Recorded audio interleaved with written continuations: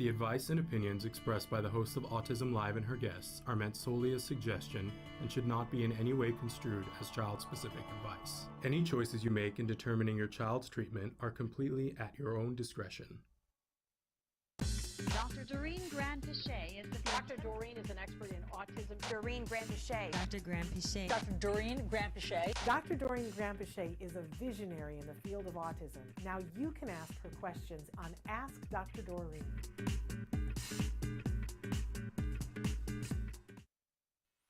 Good morning and welcome to Ask Dr. Doreen. I'm so excited to be here. I'm Shannon Penrod and I'm here with the lovely and fabulous powerhouse, Dr. Doreen Granpeesheh. We're delighted to have her live in the studio, and we are live right now. Today is December, I have to always check, 6th, 2022. Good morning. Yes, welcome, because you've been globe hopping all over the place, and we've had you a little bit, and then not again. All over the place, and like in some places where I didn't have internet, so I couldn't do the show. But last week was my fault. We have to be very clear about that. Last week was my fault because and I forgot that we had something arranged and I was under the weather, so it didn't happen. But it was not her fault. It was entirely my fault. But all of that doesn't matter because we're both here today with all of you. And excuse me, in just a second, Dr. Granpeesheh is going to start to answer your questions live. So let's go over some of the house rules for a second. We're live right now on Facebook, YouTube, Twitter, and about a dozen other sites, and Traven will start to show those to you on the screen, the fabulous Traven. We're already saying good morning to Liliana and to Susie B. Thrilled that you guys are here with us this morning. I keep having a tickle, so you're going to forgive me for clearing my throat. And we have a starting topic this morning because yesterday we were talking about when your child has a language delay. And a lot of people will write in and say, well, but we've gotten the speech, we're doing a little bit of ABA, and, my child, the question that we get the most often, in fact, the starter question that we have is, my child can name over 100 things, and I'm grateful for that progress, but what I really want to know is if he'll ever be able to have a conversation with me, and how do I make that happen? So that's going to be our starting question. I'm going to go over that in a second, but I do also want to say that if you aren't familiar with Dr. Granpeesheh, she's a true expert in the field of autism. She's been treating and working with individuals all across the spectrum of all levels and all ages for more than 40 years. Yeah. That does not roll trippingly off my tongue because it doesn't sound right. It's like, that can't be because look at her, she's 32. So how could that possibly? It's going to reach 50 and then we're going to be in trouble. I know, because no one's going to believe it. It's going to be like, well, they're just lying. I've checked. There is not a painting that's aging underneath her bed. She just has really good genes and good skincare, and she takes... I have zero skincare for what it's worth. I do nothing. I just don't agree. Well, whatever. Then maybe that's the thing that works. But we should all do that. Nothing. Yes. So I was having to make the calendar for next year to start it because it's December, and so I was putting your birthday on, and I was like, oh my goodness, that we're already talking about your next the birthday. big 6-0. That's right. I was kind and didn't put that on the calendar. And I don't think anybody would believe that I am only 6 months older than this woman, and I look old enough to be her that's not true at all. It is so true. Not true. But we're grateful for every single minute of that because you've been working your whole life in this field. Yeah, pretty much. Since you were ridiculously young. We have to say that. You started this when you were, what, 16, 17? Yeah, no, I would probably say that I saw my first child when I was 16 or 17, at UCLA. So there is that, you guys. Mm-hmm. Yeah, I was young. You were a bit of a child prodigy and alone at UCLA at the age of 16. Yeah. When I was still trying to figure out how to tie my shoes. Listen, it wasn't fun. I can tell you that. It was a learning experience for sure. We're grateful that you also Thank you. found time to have fun as well because it's made you a well-rounded person so that you understand people. Sure. You're not just someone who studied. You're a good person. Thank and you. I know that for a fact, and a good and generous person. So who's done quite a bit with, we don't talk about this enough, that your charity, Autism Care Today has done so much for so many people. We love it. And many of you may have written in for grants. The grant cycle has closed now for the year, but it's a very exciting time at ACT. Yeah, and absolutely. Thank you for mentioning it, because usually around the end of the year is when we tell all of our friends and viewers and everybody, hey, if you would like, if you need a tax deduction, this is the time to donate to charities. And ACT Today is a 501c3. And of course, if you have the ability to donate, we would very much appreciate it. It goes straight to families, and we will send you a tax deduction form. That's right. So you can get half of your money back from taxes, or Which is a pretty amazing reduced deal, by you guys. yeah, Like, right. we absolutely love that. So thank you for all of those things and for working so diligently Thank in this you. field. My family has benefited from what you know and what you have created. Thank you. Obviously, you know, I would not be sitting here because I would be somewhere crying, you know, and I can be here because my child is at college right now. Right, That's which is where he's at. amazing. Yeah, it is, because people told me that that was not going to happen. Of course. And you were somebody who said, why can't that happen? Yeah. So that's one of the reasons why, one of the many reasons why I adore you. And, Thank you. And I appreciate that she takes the time to be with you guys for this hour and answer your questions. So it's open right now. You guys can be answering questions. Liliana says, thank you both for everything. Both of you ladies are beautiful and blessed. Thank you. If you could see me 5 minutes ago when I was like, we had to put makeup on this hideous thing, you would laugh. And Susie B said, thank you for both for all that you do. Thank you for what you guys are doing too. We do want to say that while Dr. Granpeesheh, I believe, is the preeminent expert in the field of autism in our time or any time, there is no expert in this or any other field who can give individually specific advice in this format. It would be a disservice to the individuals to say that you could just, you know, write in a short question and that she could see through time and space and see them and give individual specific advice. However, having said that, if you will write in your questions right now, the chat is open. We're on Facebook, YouTube, and as I said, many other sites. You can write in a question right now and have the opportunity to be speaking with Dr. Granpeesheh in real time. I did mention that our starting topic for today is getting to conversation, because we know that that's a very big deal. Our starter question, my child can name over 100 things, and I'm grateful for that progress, but what I really want to know is if he'll ever be able to have conversation with me. How do I make that happen? I feel like there are so many people nodding their heads. Yeah, yeah. What do you want to say about that? Oh my gosh, I'm going to go on for a bit about this. Okay. So, I'll get comfortable. yes. I mean, yes, so it's a very, very good sign if your child is able to say 100 words or even, 10 words, honestly, because once they start to say words, it's an indication that we can progress in the vocal arena, right? And, over time, we've learned a lot about how to help our kids put speech together so that it forms language. And language is always kind of like has a communicative intent, which is a little bit different than just speech. So I don't know where to start, but I'll just jump in, So in the beginning, and years ago, when we were teaching through ABA, we would, there were a series of language lessons that we teach, and a lot of our kids would, the kids would learn these specific different lessons, and then each child was different in terms of what they had strengths in and what was difficult for them, and then we would go ahead and modify their lessons and help them put all the different contents of speech together. So for example, labels, object labels, which for instance this child has, would be one of the things, right? And then over time we were like, okay, well, another thing we have to teach is actions or verbs, right? So running, jumping, waving, kissing, whatever it might be. And so we would teach that. And also, by the way, keep in mind that the transition, how we developed these lessons would always be that you teach an item receptively first and then expressively, which actually means that I would teach using, let's say, two-dimensional stimulus cards.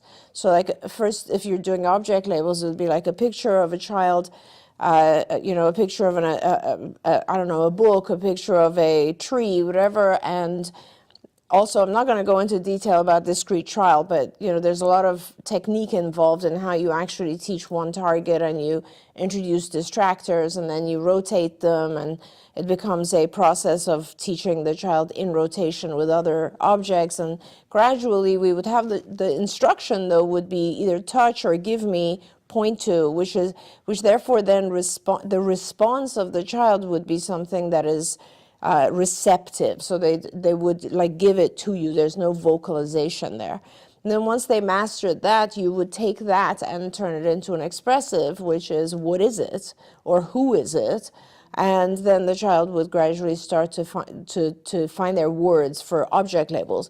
So then when you do the same thing for things like actions, then you do the same process also for other types of more descriptive words like adjectives, right? So like now they're called completely different things, but big, small, let's say colors, things that help describe the object, right? And additional types of descriptive words like prepositions, like where an object is it under something else or over, and also pronouns, is it mine or is it yours, or those types of things. So these are already like, I don't know how many, 6 or 7 lessons. And if you you work on like the beginning, and that takes a long time. Like for those of you who are parents and that our kids take a long time to learn some of these things, and it requires a lot of hours. And I've just now listed maybe 6 or 7 of 400 or 500 lessons. So now let's assume that I've taught a child a bunch of object labels and a bunch of verbs, actions, and now maybe a couple of descriptors.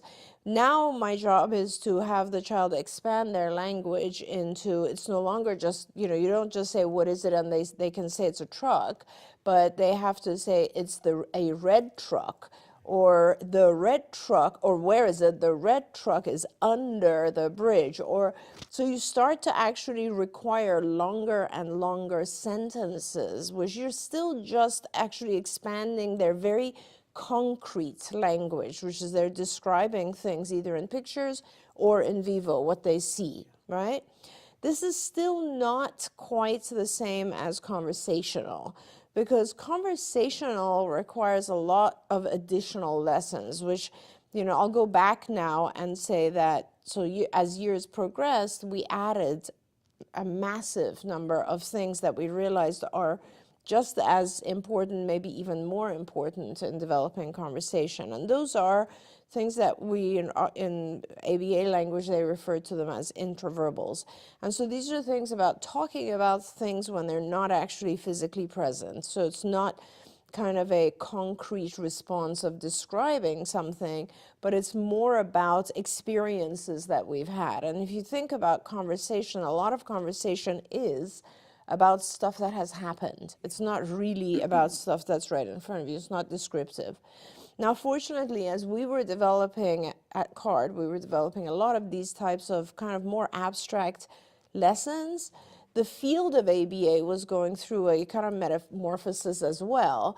And the field came back and said, normal language development goes through this process of where a child, a very, very young child, first just requests things. And those are what we call MANs. This is true if you think of babies, all they're doing is they're requesting things, right? Like mommy or bottle or juice or outside or whatever it is they want, they're requesting, they're manning. So it became very important for us to make sure that all of our kids are also learning to mand. And that is a very easy thing to teach because it has its own reinforcer built into it, right? So it's kind of like, if you teach your child to request something, they're very motivated because as soon as they request it, they get it. Yeah. Okay, so that became like a primary way of teaching, and now, so that became the first thing. The second thing, developmentally, if you think about it, is now your child, imagine the typically developing, let's say, a 3-year-old who's in the back of the car, and they're labeling everything they see. That's called tacting. And so they're going, you know, bus, fire engine, man, whatever they see, tree, etc.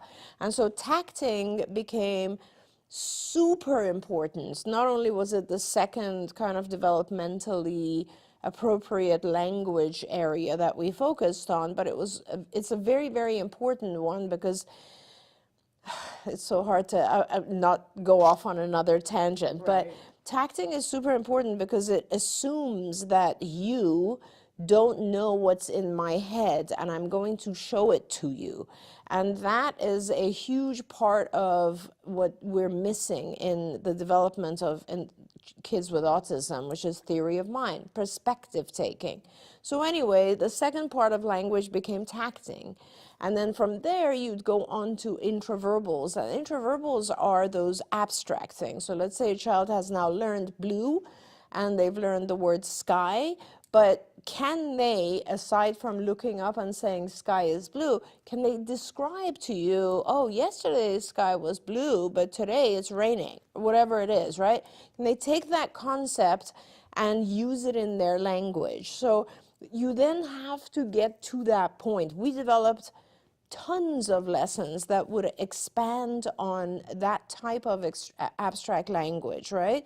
You have all the concepts, not just the labels. You have the labels, the verbs, the descriptors of all different types, the pronouns, the prepositions, the functions of objects. You know, what do you do with something? The locations, where do you see things? The shapes, like you can describe objects in all different ways. You have all that, but now can you actually start to recall things that occurred, so that they are now more so? And that's a very big one for parents, because a lot of times parents want to know what happened in school. What did you do today? So a lot of times we would actually have the child, we would write a kind of a diary and help the child go through and be able to recall a lot of the things that happened in school one by one. First I was in class, then we did, I don't know, math, and then we went out to the playground, and this is what I had for lunch. Then I played with so-and-so, all different concepts. And this is still not conversation, because this is still kind of rote, but it is helping the child expand, right? Because you have to, going from one word to using language to have meaning takes a long, long time. And you have to realize that it's a hard process for our kids, because they're taking all these concepts and in a very compressed period of time trying to make sense of them. So let's say you've now accomplished that, and now we're finally ready to do what we call conversation, which is very easy to teach. The beginning kind of rote part of conversation, which is, hi, how are you? I'm fine, how are you? You know, how was your day? Just those basic social things. But it is super hard to know what to say and what to ask when the topic changes, right? So now we were at a point where we had to teach our kids the difference between a statement and a question. And that brought in a whole bunch of lessons, like what we called statement, question. Like if I say to a child, I had toast for breakfast, he could respond with, oh, what was on your toast, which is a question, or he could respond with, oh, I had cereal. And that's a statement, and it's a similar topic, right? And so we had to do a whole bunch of these lessons so that the child would understand what is an appropriate type of response to any statement or question that someone else would give you. And now we were finally ready to teach all the nuances of conversation, which had to do with, you know, how do I behave? How close do I stand to one other person? How do I behave if if I want to enter a group and have conversation, as opposed to just one other person? What if I know the person versus I don't know them? It's a stranger, an acquaintance, or a best friend, or an adult who is my parents' friend versus my friend. And also the location. How do I converse if I'm in a classroom versus outside? All of these things had to be taught individual lessons. And then it was a matter of getting into deep conversation. So like, okay, so most of our kids talk a lot more about things they like and much less about things they are not interested in. But hey, we had to teach them to be patient and ask questions. about things that other people are interested in, and then also know how to appropriately transition to another subject which was of their interest, and then also be able to return to a subject that the group is interested in order to not lose everyone's attention. So just giving you kind of a overview of all the lessons. Just want to give you the idea that it's not just about teaching object labels. It's a really good sign when your child can do a bunch of object labels, but there's at least another 50 lessons that have to be individually taught. And remember, each of these lessons has hundreds of what we call operands. So if I'm teaching, let's say, objects, there's at least 100, 200, 1,000 different types of objects I have to teach. Same thing with verbs, same thing with, colors or prepositions or whatever. There's different ones. So it takes a really long time, and once you teach all these things, and you have to do it in the right order so that the child starts to put them together and it starts to make sense. That is why, and I mean, huge, long answer, but that's why we ended up putting together or writing a massive curriculum, which we called Skills, and we spent many, many years listing as many of these as we could and also putting them in order and saying which of the lessons are prerequisites to others, and also, if your child is not progressing, teaching points, how you can make your child do better in a particular lesson, how they can, just prompts and guidance for anyone who wants to work on this. And so it's a longer story, but you can do it. And there's a lot of guidance out there. There's a lot of different curricula. I still think that Skills is the strongest one out there. And I would recommend that you try to get on there. I believe you can still get it licensed online so that you have access to all of these lessons. And other ABA providers Have license other. it as well. Oh yeah, some do. Skills. Some do, yes. So I have a dozen follow-up questions, but I want to start with saying that all the things that you just described, if you're wanting to find, Google and find more information about them, the phrase is verbal operants. Yes, That verbal you operants. can Google that and you'll go, oh, how did I not? Because if you don't know that term, That's you don't right. know what to look for. That's right. I love to listen to you talk about this because it's like, You remember, huh? it's like reliving a Yeah. really exciting time when my child's language was flourishing. Yep. But it also brings up something for me, and I want to know if I'm wrong in this assumption, because I get frustrated when people write in and say, we're doing things, we're doing a little bit of ABA, we're doing speech, we're getting to labels, but how do we get to the other thing? Because I know in their parent heart that's the thing that they want. And people always want to say to me, Shannon, how did you get to where Jem is? Because Jem can hold his own in a conversation. What we did was So much of exactly this, what, yeah. no, that's exactly what we did. Yeah. And we had it intensively. So here's this crazy thing for me that people will say to me, well, my child has this and we have this much ABA, and I'll say to them, well, you need to do more. You need to do more ABA because everything that you just described takes more hours.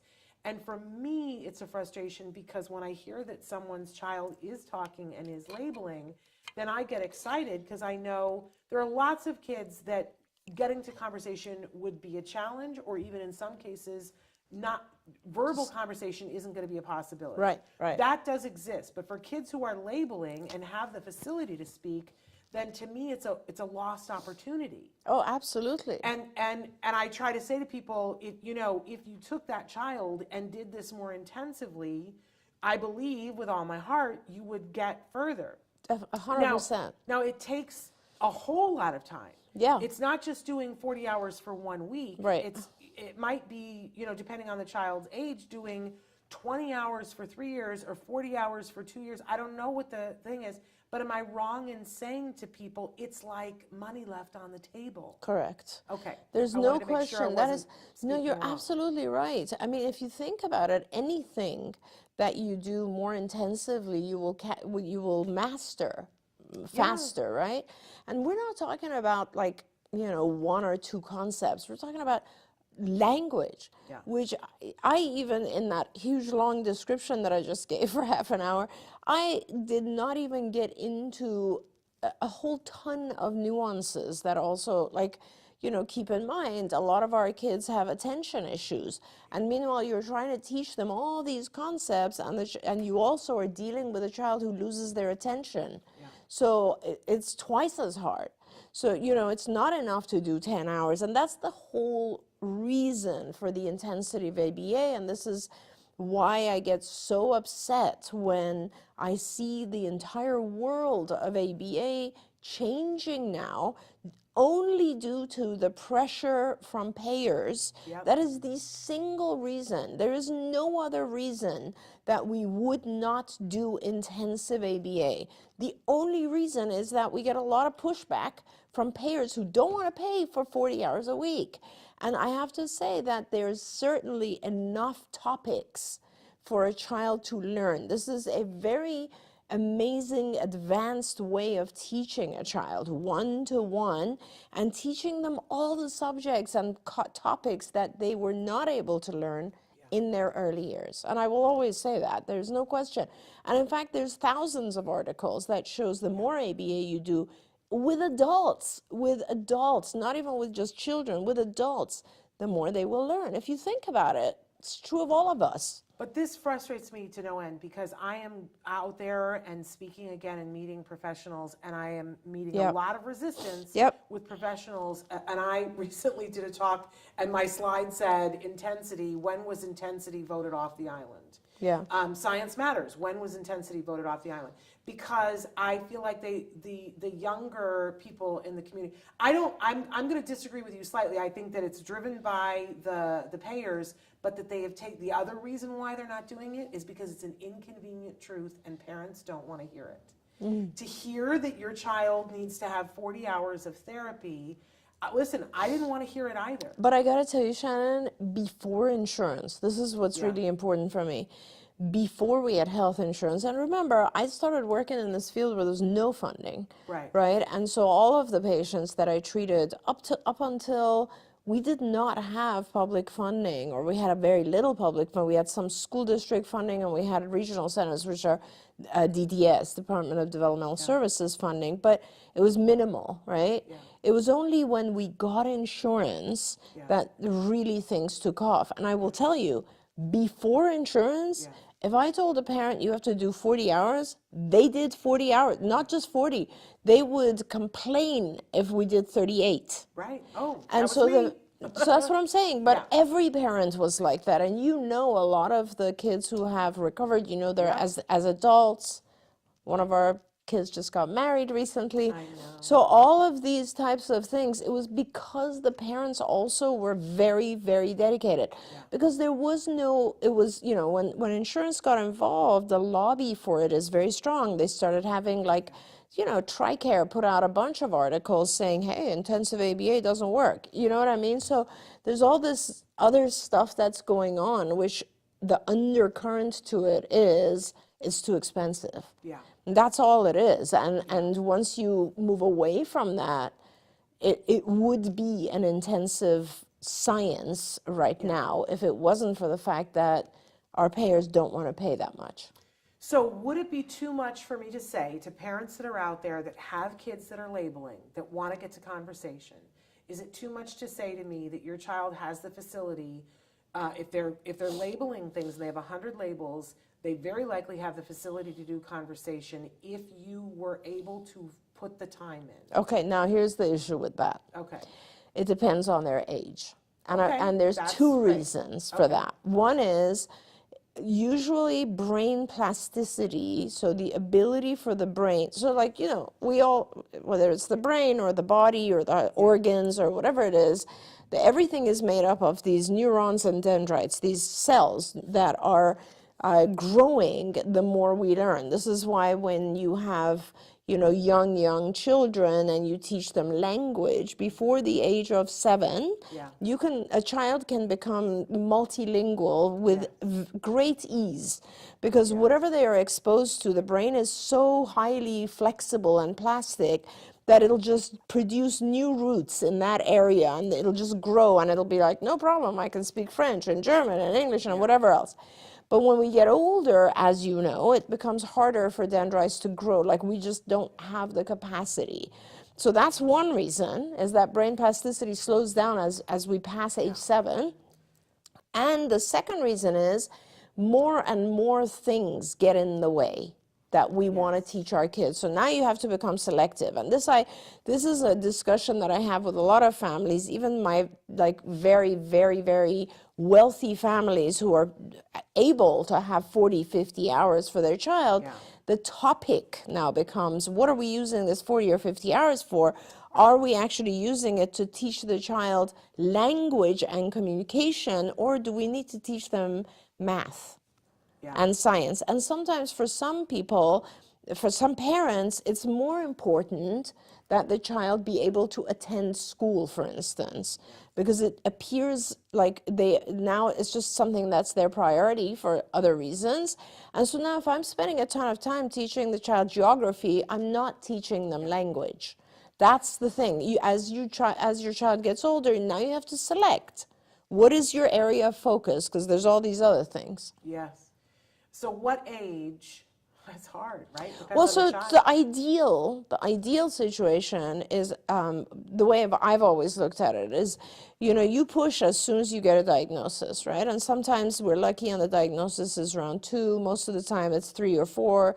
You get that diagnosis, you start pushing, and you, in my opinion, you hold back school as long as you can because you need those hours, right? And so now I'm teaching language as much as I can. Social, so like things like eye contact and being able to behave. Just compliance lessons to me are extremely important. So like not hitting when you want something, but asking for it. Those types of things are extremely important.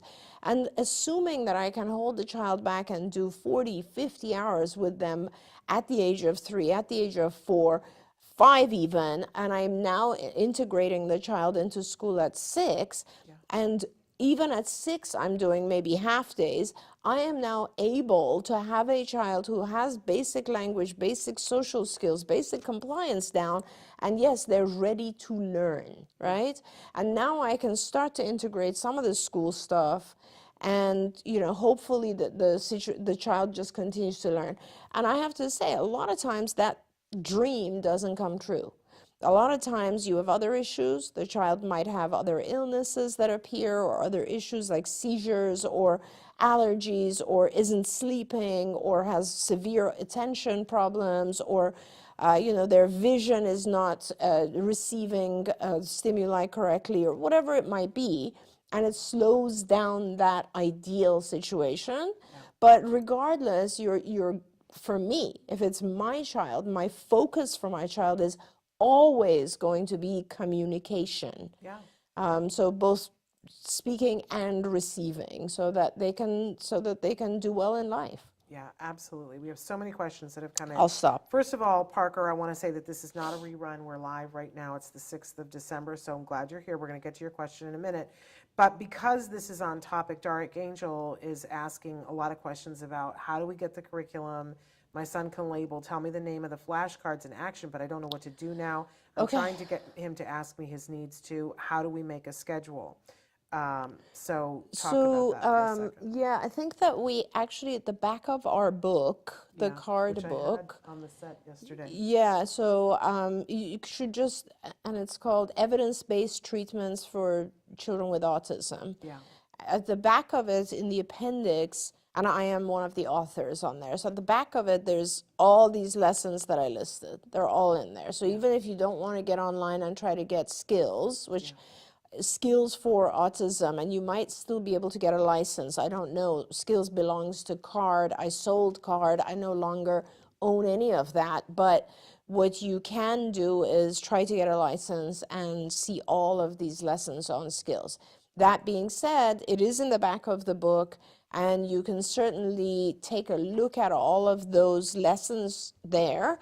And then in terms of materials, I have found that, there's a lot of places now that where the materials are sold. Lakeshore is a fantastic place still, but educational materials are available across the board.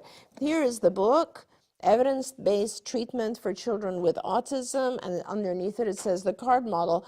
It is a very intense book. It's a long textbook type of thing, but it's very interesting. I mean, we took a long time to write this, and I will show you, it's a huge curriculum at the back. It's pretty large. And it actually even tells you, here's where the curriculum starts. Actually, this is just the advanced curriculum here, but all the curriculum is in the back of this book, and it shows you samples of every lesson. It shows you, see, this is the language curriculum. It starts here on this page, and it goes on for many, many pages, as you can see. And there's 8 different areas. There's language, play, cognitive skills, executive functioning skills, motor, what am I missing? Social, and academic and adaptive, right? All of those different areas are detailed. And if you just get this book, you get this book on Amazon, I believe now. So Yeah, absolutely. yeah, and it's all there. And then the materials are very easy. All educational supply stores have all of these. I would still recommend that you get together with a BCBA or board certified behavior analyst, because what you need is you need 2 other things. One is the guidance of how to manage behaviors, as well as sort of the guidance of how to teach. Like, it's not as simple as just putting a stimulus in front of a child and saying, label this. There's specific techniques and methods there. But in addition to that, you need a little bit of guidance on kind of how to bring these lessons together. Usually what we do is you'll have somewhere, if you're doing an intensive program, now this is important, if you're doing about 40 hours a week, you can have about 20 or so lessons going on at the same time. So you can have language, so like actions and objects and descriptors, and maybe vocal imitation, just to make sure the child is actually pronouncing everything correctly. And then you'll have like some social lessons, a couple of play, and you'll have, adaptive lessons like toilet training or grooming oneself, brushing teeth, etc. You might even have some cognitive lessons in there, which would be in the very early stages of the cognitive lessons. You'd have definitely some executive function stuff, which is, like pointing to things that you think other people are looking at or thinking about. There's a lot of different aspects, and you kind of all bring it together. And each time a therapist sits down, each set of lessons will be like, you'll sit down with a child for literally 2 or 3 minutes of doing one lesson, and then you'll let the child play for a minute. And then you'll come back and do another 3-4 minutes, and then you'll let the child play for a minute. And you do that in sessions that are 2 to 3 hours long, and you just do it across the 7 days of the child's life. There we go. It's a lot. It's a lot. It is a lot. But the book explains all of this as well. And I want to say, because I know that you're in Canada, that before we had insurance reform, there were amazing parents Yes. who put together programs to do a 40-hour program with nothing. I am not one of those people. I respect and admire those people. I don't know that I could have done that. I didn't find out about that until we already had a 40-hour program. And believe me, I had to fight for the 40-hour program that I had. But I want you to know that people have found a way. There were people who went, there's a way that you can get a training for yourself for free from the Autism Partnership Foundation, and you can train yourself and other people. There are people who went to sororities and found and got a sorority to adopt their child as their cause. Yeah, because that's sororities amazing. have to have a cause every year to have their charter. There are people who went to their church and said, we want to train 12 people. I'm thinking about Jana, who they use skills, and Jana, their doctor didn't use the word recovered. Not Jana, who's the little girl that they use skills up. They were in like Minnesota, and they went to their church. Yeah. A lot of people have used it, like volunteers from their church. And they did 2 years of intensive with that little girl, and her doctor considers her autism in remission. Yes, I love that. How do we love that word? But they had volunteers who came to the house around the clock. I like I said, I don't know if I would have had that in me, because that seems like a great deal. It's so much work. But people did it. And the knowledge is there. And for me as a parent and somebody that has a mouthpiece here, I want you to know the knowledge is there. Yes. They've cracked the code on being able, it's all individualized. Absolutely. But the skills and the lessons and the curriculum are there. So I want to get to some more questions about language, and we'll come back to some of these things. But Suyan had written in early and said, hello, my 3-year-old recently started to say no, don't do it. And I responded to his words very well. However, from yesterday, he started saying no every time when starting his conversation. He usually says eat apple, but says no when requesting his foods. How can I handle this situation? Could you give me any advice? Thank you so much for your help. But they say one more question. My son lived in a bilingual environment, Korean at home, English at home. My son has better receptive and expressive languages in Korean. Do I need to start to introduce just one language? Could you help me, give me any advice? Thank you so much. Yeah.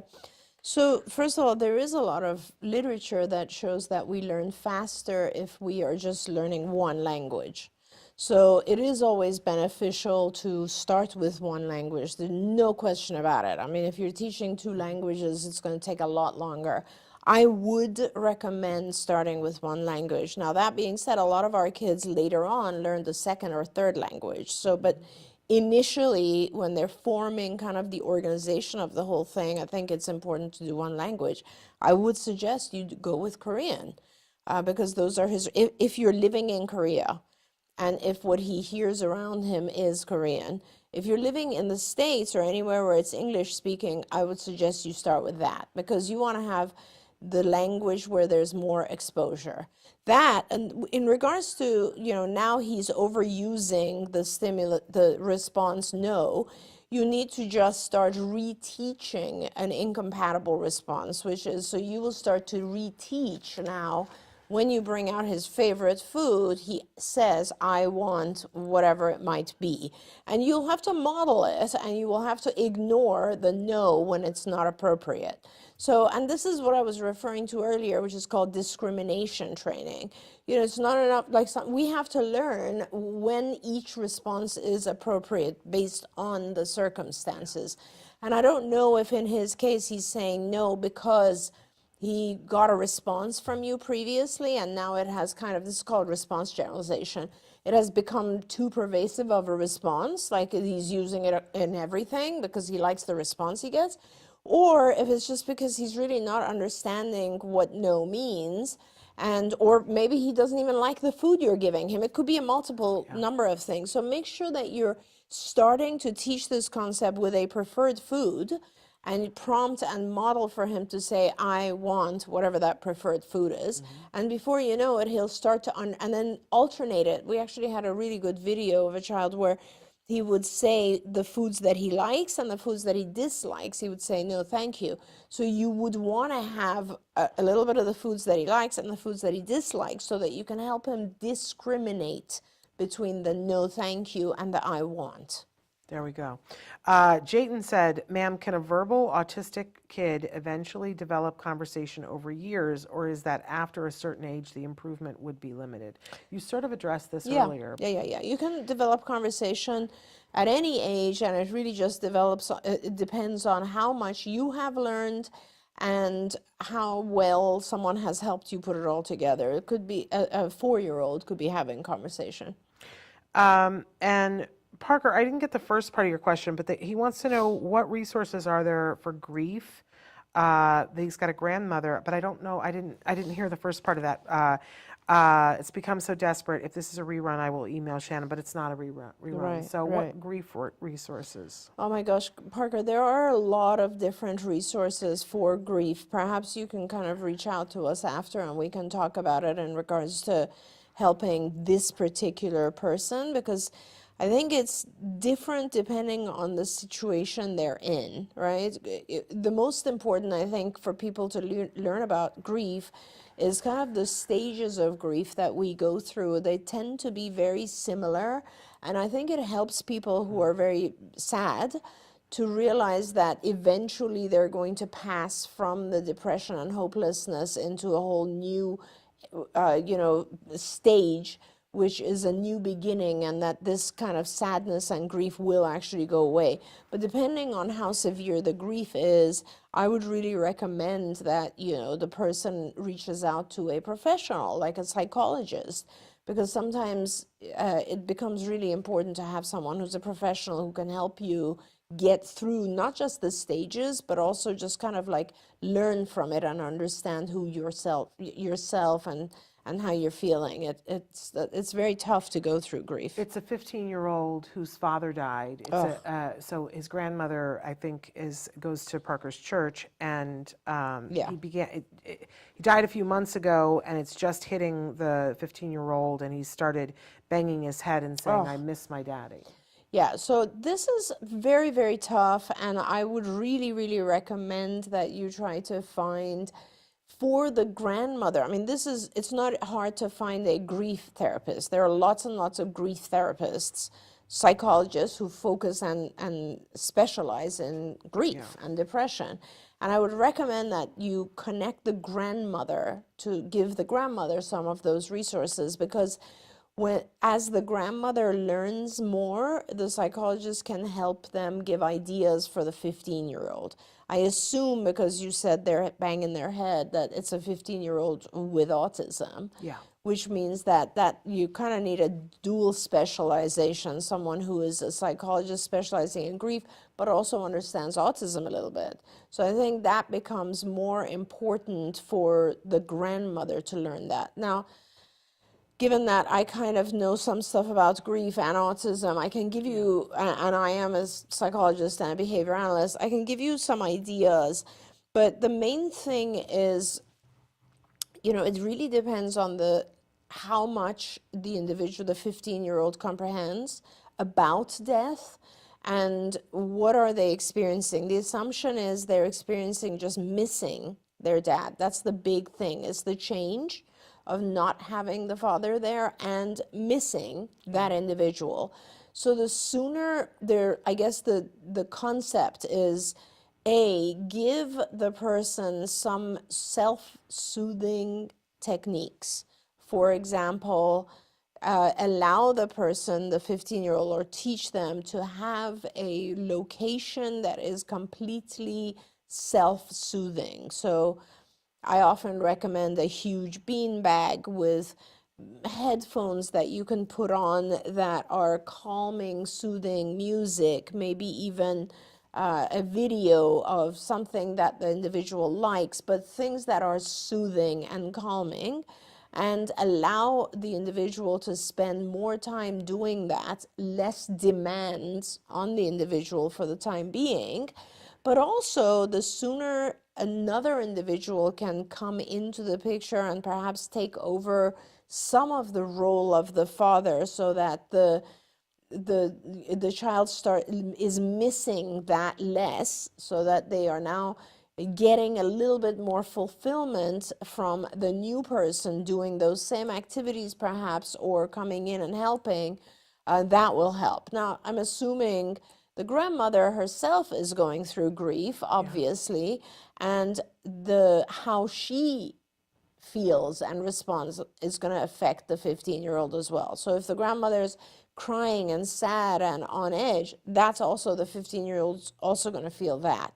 So, given that they're part of your church community, I would say it would be amazing for the church community to go and help. Just go to the house, be with the grandmother, be with the 15-year-old, try to do activities, and just with the passage of time and staying busy, keeping both of them occupied and busy, that's a huge help. People don't realize that when we have grief, we don't want to be alone. We do want others to come and be in our world because we're afraid. Grief is a lot of fear, and it's just, you feel empty and just afraid and don't know what to do with yourself. And people being around you, just sitting with you, having a tea with you, watching TV with you, not allowing you to be alone, it really helps. I love that. I went to an epic funeral that was for two people a few years ago. It was the mother died, and within 24 hours her son died. Oh my God. And so they had a double funeral, 2 caskets, and there was so much, and it was both sudden in both cases, and there was so much grief. And one of the things that the pastor said was, it's important right now to just show up and be. Don't go and think that you're going to make them understand what happened. You just need to be there. There's no understanding. And I love that he said, I don't understand it. Do you understand it? Why do we have this need so that, like, somebody, whether it's someone on the spectrum or not, well, I'm not sure that they understand death. And that's a good thing to be aware of, but that's not what your job is right now. Your job is to sit on the couch, just be with them, and be with them. Yeah. And that is a very powerful tool when you have somebody that 100%. is in grief. And I will always say, I went through grief at one point in my life, and you become eternally grateful to the folks who are helping you just go through it. Yep. And I was very, very blessed and lucky. I had Kathy Visconde and I had Stan Kurtz, my dear old friend Stan. And both of them helped me tremendously go through it. And, you really just need someone to be with you. Yeah. So you can definitely do that, Parker. There we are.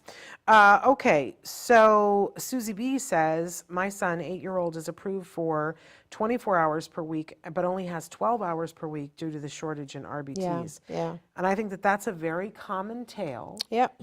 And I am always overwhelmed and awash with a feeling of helplessness when parents say this to me.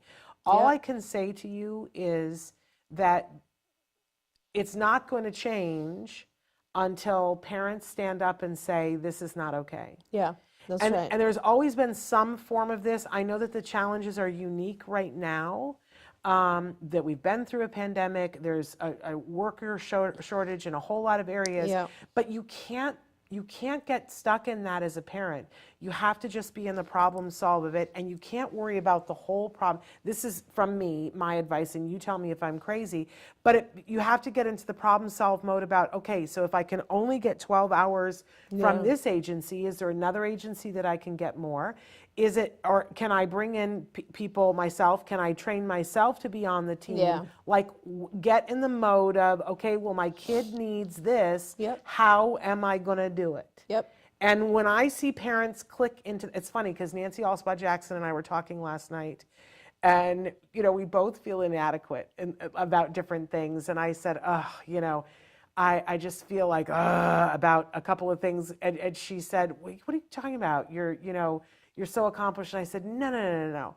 If I say this over and over, if I could, in any point of my life, apply the energy that I applied to autism for my son, and I always used to describe it was like a horn on my head. That's the only thing you were focused I believed on. that we needed to get a certain place, and it didn't matter if it was happening right now. Yeah. We needed to get there, and I had this horn on my head. I said, if I could apply that to other areas of my life, I would be ridiculously successful. I know. But I've watched other parents get that horn on their head and go, I don't care what comes out of your mouth. You're telling me that I can only have 12 hours? Yeah. My kid is going to get 40. If it's not from you, I'm going to get it another way. And I'll tell you something, when you get that specific, things happen. Yeah. The universe opens up, and you're looking for the solutions, not why it can't happen. That's right. And things show up. That's right.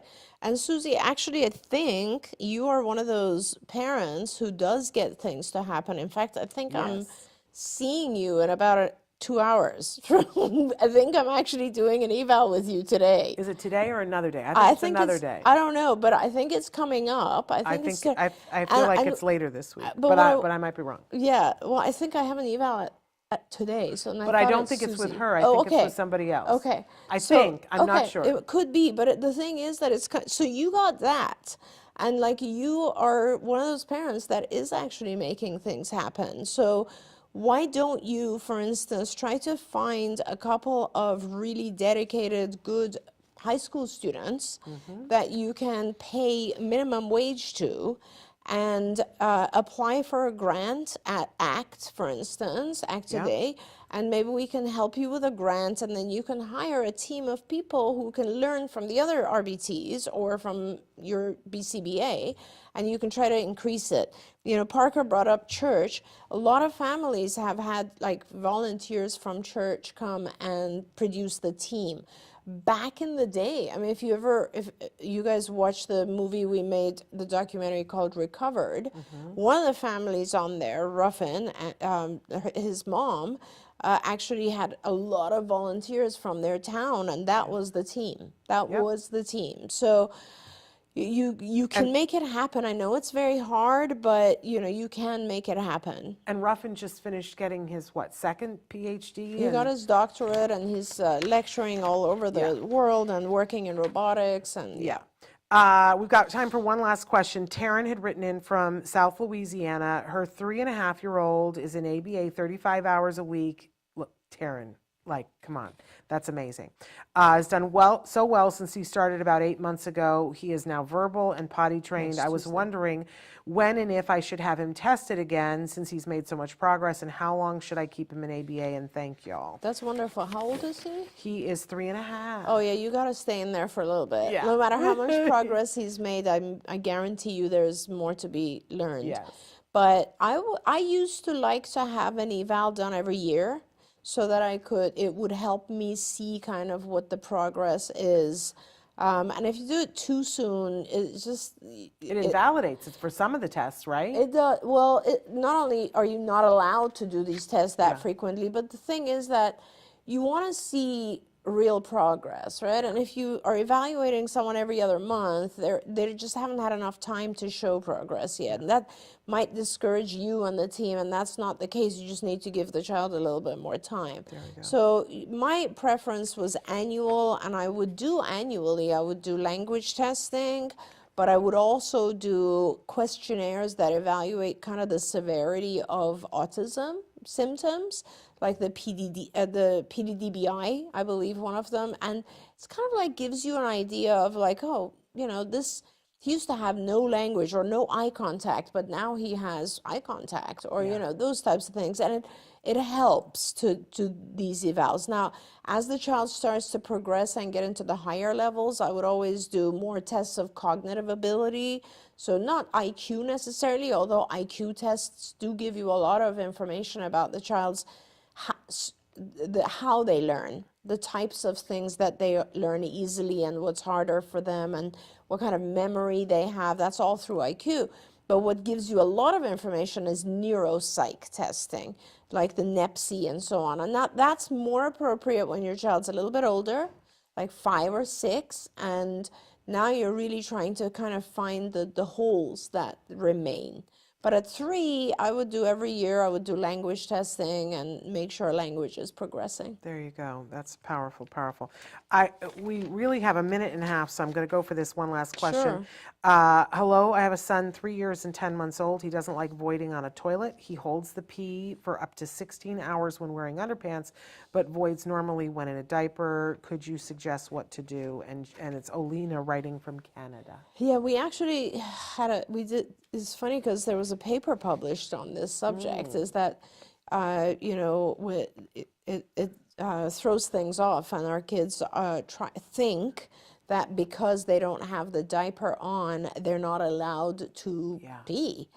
And so there's a number of different things you can do. You can actually use the diaper and underwear, so you can put the diaper on as well as underwear, and that starts to get the child to understand that, oh, you know, I can have the underwear on, but I'm allowed to actually pee. But what I would recommend is whoever taught your child toilet training. I don't know if you had someone, how did they say how old?